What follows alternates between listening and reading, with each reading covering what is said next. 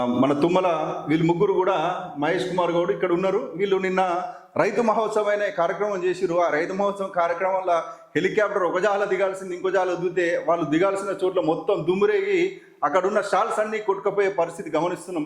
ఎందుకంటే అధికారుల నిర్లక్ష్యంతో జరిగింది. నిజంగా కూడా ఎవరి మీద ఏ రకంగా నియంత్రణ లేని పరిస్థితుల్లో నేడు కాంగ్రెస్ పార్టీ ప్రభుత్వం ఉంది అని చెప్పడానికి ఇది ఒక నిదర్శనం చెప్పవచ్చు. అది ఆ విషయం పక్క పెడితే మనకు ఇక్కడ ఒక హర్షించదగ్గ విషయం నిజాం సాగర్ కావచ్చు, లేకపోతే శ్రీరామ్ సాగర్ ప్రాజెక్టులకు సంబంధించి పూడిగా నిండిపోయింది. ఆ సామర్థ్యం ప్రాజెక్టు సామర్థ్యాలకు దాదాపు సగం కూడా మట్టే నిండిపోయి ఆ ప్రాజెక్టులు ఒక పల్లెల్లా తయారైన నీటిని నిల్వ చేసుకునే సామర్థ్యం లేకుండా తక్కువగా ఉపయోగపడుతున్నాయి. కాబట్టి వాటిని పూడిగా తీసే పనులు దశాబ్దాలుగా పేరుకుపోయిన మట్టిని మేము తీస్తామని చెప్తున్నారు. ఆ తీసే కార్యక్రమం త్వరగా మొదలు కావాలి. తెలంగాణ రైతులకు ఒక మంచి హర్షించదగ్గ విషయంగా వెంటనే ఈ నిర్ణయం తీసుకొని పనులు కూడా త్వరగా ప్రారంభించాలని కోరుకుందాం.